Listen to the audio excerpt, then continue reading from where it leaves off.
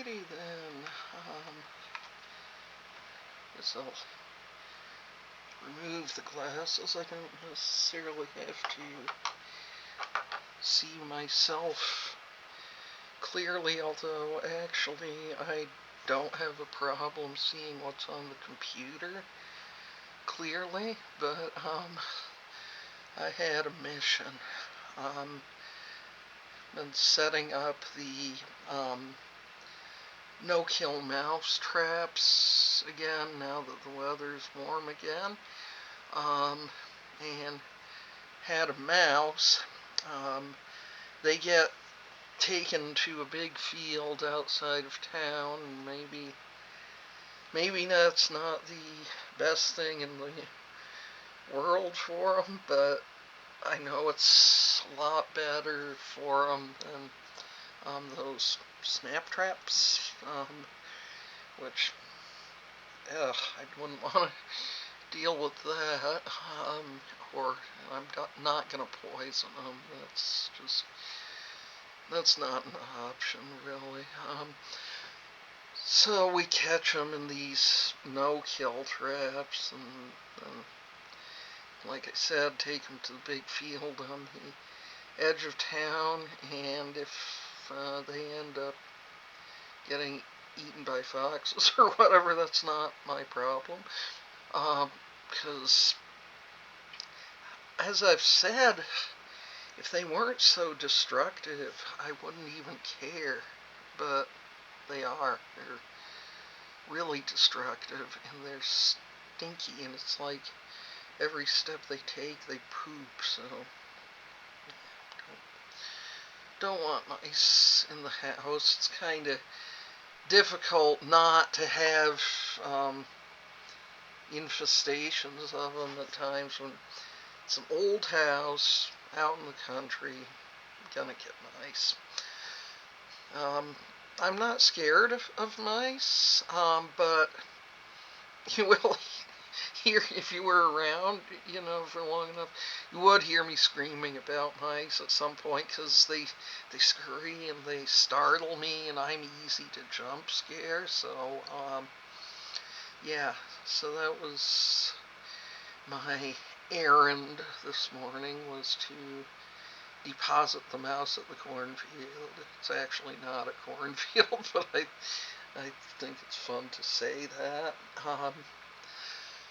So maybe while I'm up, I will pull a tarot card for a week, and hence I gotta put the glasses back on, because for that I need the glasses, although I don't know that I'm gonna be able to read the book. Let's just do it. Let's see what happens.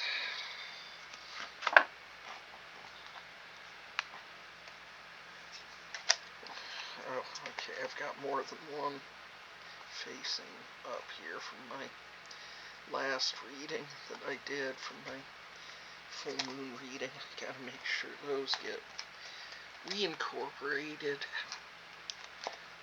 Alright, so do the shuffle.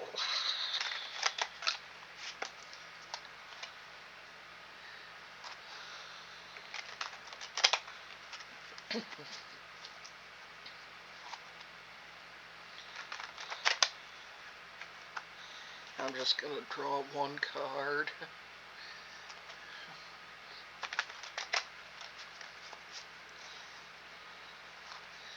I've decided I'll try a different approach, I guess, with the Substack. I was on the Novel 90 kickoff call, AutoCrit, last night, and I mentioned that, one of the things that got brought up was things like author websites, which I have one. I forget that I have it. And then I have my book blog. I'll put the URL to the book blog in the video description. I've got the Substack, and I've got this. And all feels like screaming into the void. But anyway, so we have the Eight of Wands. Now, I know that the Eight of Wands is a card where it represents that things feel like they're kind of coming in fast, and you've got to be ready for that. Well, makes sense. It's the beginning of the month. I often feel invigorated for, you know, new projects at the beginning of the month. I'm just going to wing it. We'll look at that later. But that much I do know about that card. It's a card of things in motion, so that's a pretty good card to have pulled. For the Novel 90 challenge, I'm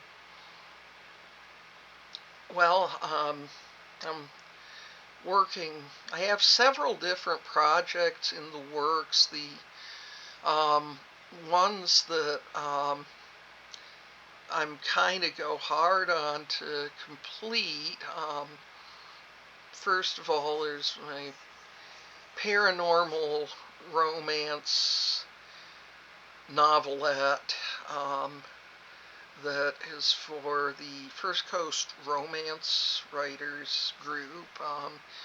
You don't have to live in Florida to be part of the group. I live in Colorado, but I'm part of them, and they usually do 2 or 3 anthologies every year, and they have some workshops, and it's $50 a year to be a member, so that's very reasonable. So yeah, anyway, so one of the projects I'm working on is that paranormal romance taking place at the, and if I mutilate this, I'm sorry, Traquair, Traquair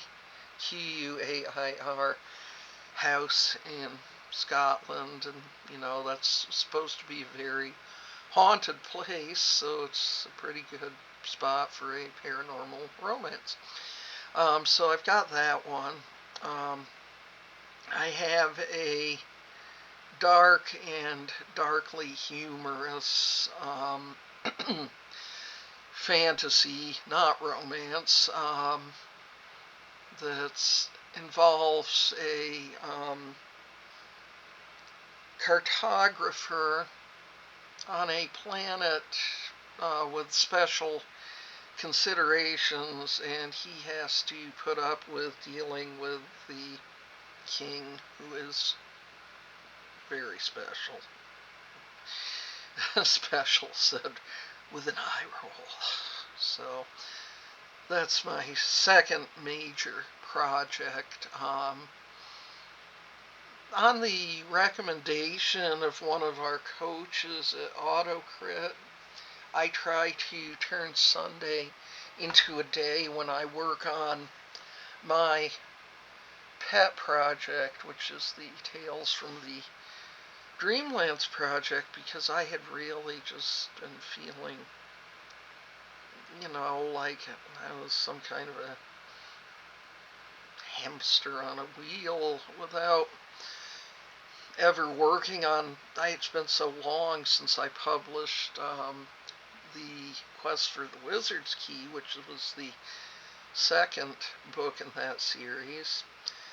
Now, in case you get curious and want to look for it, it's under C.L. Hart. That's the pen name I used for those, and for all of the not spicy stuff. Pretty much, I publish poetry under my real name, and the spicy stuff is under Lil DeVille. Like Cruella, except instead of trying to turn dogs into coats, she writes smut. Anyways, so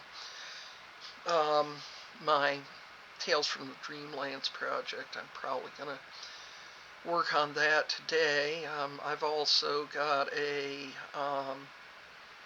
Lil has a project because I hadn't done any of, the spicier writing for a while. Did something earlier this year, and it's a project I'd like to return to, but it would have required too much work to make it, um, for them to be able to put it in the Passionate Ink anthology, and I just wasn't up to it, because the due date for it was the end of March, and I'd been working on it, and then my mother ended up having stroke, and as it turned out, she was an end-stage colon cancer anyway, and she died 3 days later, and that was back in February. So after that, I was just really, really sick for about 3 weeks.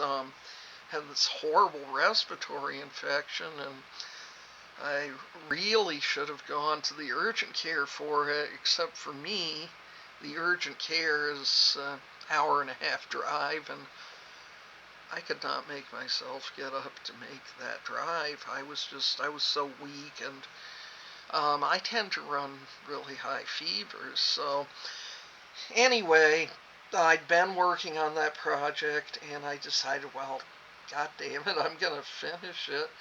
And I just kind of hammered it out, and there it was, as it was. And, I really hate it when editors say this thing, it's got good bones. Well, it's got more than bones.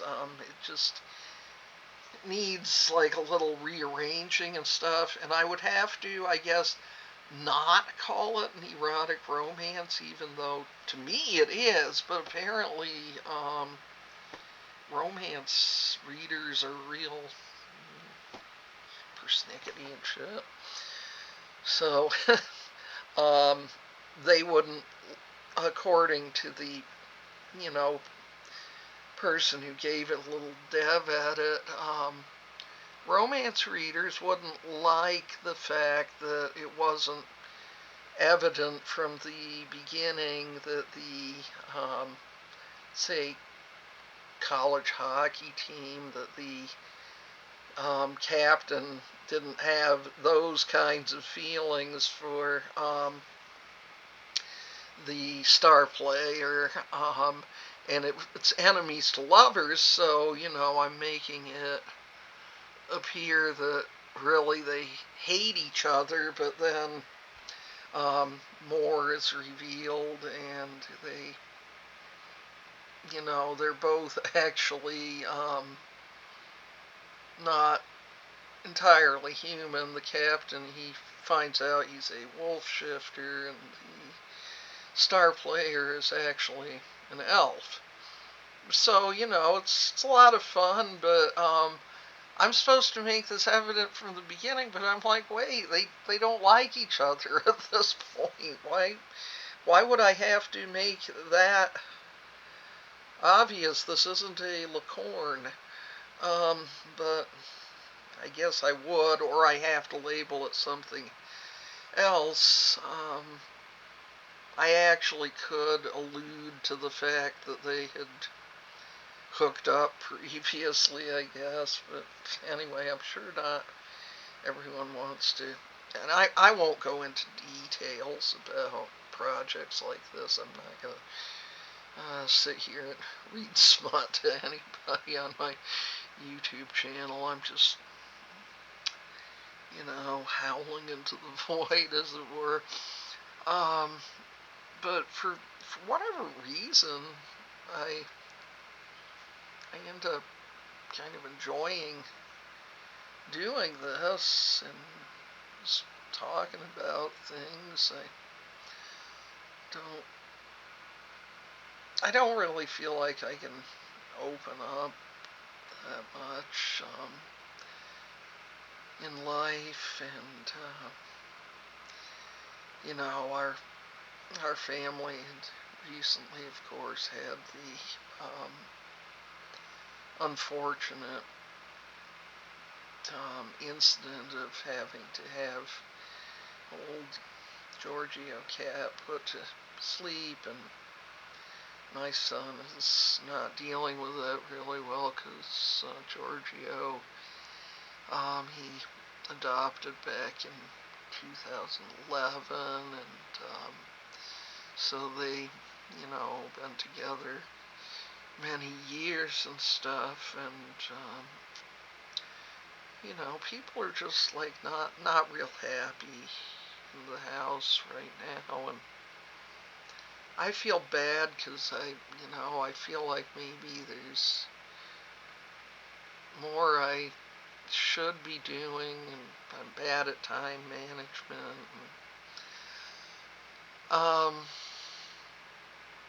I wouldn't say that when my son was growing up that I was, the worst mother, but I was, not like I was beating him or anything like that, but I was chaotic. I was dealing with a lot of unresolved trauma. I didn't know that at the time. And so, it's not like I was going to disappear for long periods of time. I didn't do that. But his father and I got divorced when he was 4 years old, and now the ironies we're all living in the same house, but it's with his father and I know that it's not a second chance romance, it's a roommate situation. But there are times when I feel like I just don't belong here, and I contribute, but sometimes it's, you know, the things I'm good at doing. Well, I don't know if I'd call myself a good cook, but I do handle most of the cooking, and I don't mind that. It's not because I have ovaries, it's because I don't mind it. A lot of the time people still think that cooking somehow innately falls to the female member of the household. It's not necessarily true. I've known men who were good cooks and women who were not. I'm okay most of the time. You can eat what I cook up. I'm kind of a lazy cook. I don't like anything to try anything that has a hell of a lot of prep work. It's pretty basic stuff, really. Some little seasoned chickens, baked potatoes, things like that. But anyways, the other thing, I I handle dishes and laundry. My son takes care of the vacuuming. Possibly like many people with ADHD, I'm not great with organization and stuff, so housework, not my strong suit. Keep working on that, but I don't know. Sometimes I just feel like this thing lurking around, and it's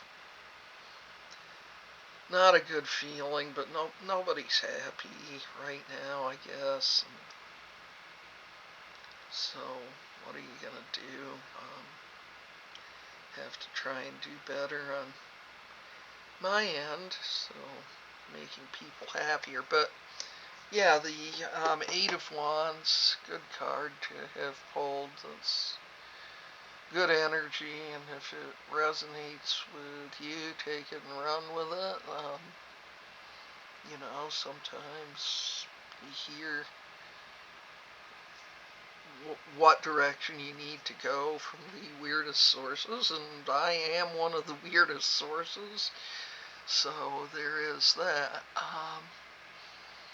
I guess I will possibly try and get a little more shut-eye since I was up at 3:30 in the morning dealing with mice, freaking mice. Like I said, I wouldn't mind them if they weren't so destructive. H.P. Lovecraft, he wrote the rats and the walls. Well, yeah, that would freak me out. But no, this is just my. So the rats and the walls, those are scary. Mice in the walls, fucking annoying little bastards. I tend to wax profane when I speak of them. But yeah, I will get this wrapped up. By the way, I get no kickback from this. I have not been, this isn't a paid promotion or anything. I'm just letting people know about it because it's a place where you can save some money. These are actually the best glasses I've ever had, and they are also much less expensive than any glasses I've had in the past. Usually I end up, because my eyes, a couple of problem children, I have progressive lenses, got like this, anti-glare, anti-fog coating, polycarbonate, and all that good stuff. And they correct my vision really well. But these are Zenni glasses, so once again, this is not a paid promotion. This is off the cuff, just trying to save people a little money, because I know I appreciate the person who told me about them. $150 for all the bells and whistles and all that. The only thing I didn't get, which I have usually gotten on my glasses in the past, is transitioning lenses. I just got some clip-ons instead. But yeah, $150, best pair of glasses I ever had. So yeah, if you need new glasses, I would check out Zenni, because God only knows everything is so damn expensive these days. So I'm telling you all about that, and I'm telling YouTube once again, this is not a paid promotion. It's just a suggestion from somebody who's happy about the product. But yeah, I'll put the link to my book blog in the description of the video. That is also not a paid promotion. That's just my book blog. I don't think anybody would pay for it. It's mostly I'm a blogger for a couple, 3 book tour services. Mostly RABT. They're the ones that I put out there most.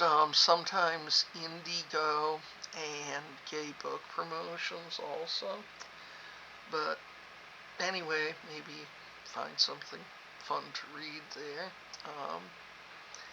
And I'll see you another time, probably at 3 or 4 in the morning again, because that's when I tend to do this. Alright. Peace.